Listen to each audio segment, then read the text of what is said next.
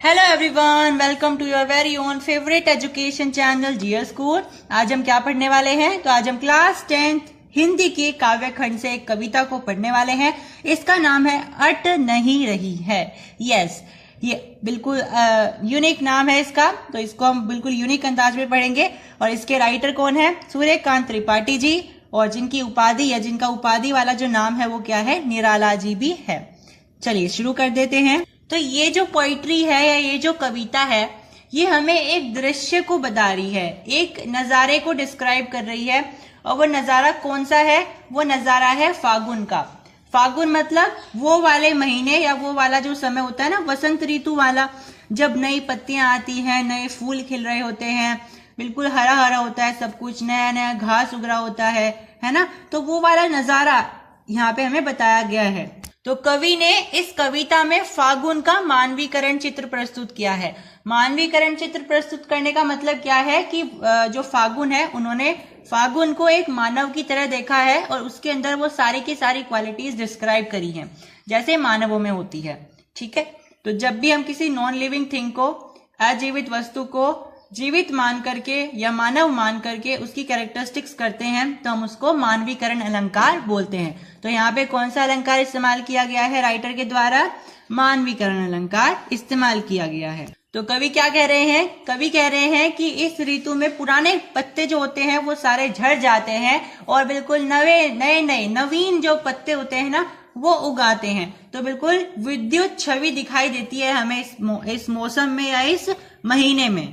Basically फरवरी और मार्च के बीच का ये जो टाइम होता है, इसी को हम फागुन बोलते हैं और बसंत ऋतु बोलते हैं। फिर कवि कह रहे हैं कि इस समय में बिल्कुल नए नए रंग बिरंगे लाल पीले अलग अलग रंगों के फूल खिल रहे होते हैं और उनकी खुशबू से पूरा का पूरा जो जंगल है, पूरा का पूरा जो आंगन होता है या गार्डन होता है, वो पूरा का पूरा महक उठता है। और फिर कवि देखो मानवीकरण अलंकार इस्तेमाल करते हुए कह रहे हैं कि ऐसा लग रहा है जैसे फागुन क्या कर रही है? सांस ले रही है, और फागुन के सांस लेने से ये सारी की सारी महक सारे में फैल रही है। मतलब यहाँ पे जो फागुन है उसको एक मानव की तरह दिखाया गया है कि ये जो फूलों की सुगंध आ रही है ना, ये पता है क्यों आ रही है? क्योंकि फागुन क्या कर रही है? सांस ले रही है। तो जैसे हम सांस लेकर के छोड़ते हैं ना, तो वही वाली बात हो रही है कि फागुन क्या कर रही है? सांस लेकर के छोड़ रही है। तो वो उसकी सांस की जो महक है ना, वो सारी की सारी इन फूलों में आ रही है। मतलब ये जो फूल की सुगंध है ना, ये कुछ और नहीं बल्कि फागुन के सांस हैं। ऐसा लग रहा है जैसे फागुन सांस ले रही हो। और इसी बात पे वे कह रहे हैं कि इस फागुन की इतनी सुंदरता है कि इसकी सुंदरता को देखते हुए मेरी आंखें हट नहीं रही है। तो यहाँ से हमारी जो पोएम का नाम है अट नहीं रही है, उसी का यहाँ पे एक राइमिंग है। वो कह रहे हैं कि मेरी आंखें इस सुंदर सी ब्यूटिफिकेशन वाले नजारे को देख करके हट नहीं रही है। फिर कवि कहते हैं कि इस मौसम में ना, बागों में, जंगलों में, बाग बगीचों में, उपवनों में हर जगह नए नए पत्ते आते हैं पेड़ पौधों पर, और पेड़ पौधे ना लद जाते हैं एक तरीके से पत्तों से, और लाल रंग के फूल अलग अलग रंग बिरंगे फूलों से ढक जाते हैं। और रंग बिरंगे फूल जब लदे हुए पत्तों से भरे हुए पेड़ों के ऊपर लगे हुए ना, तो ऐसा लग रहा है जैसे फागुन देवी ने फूलों की माला बना करके पहनी हुई हो।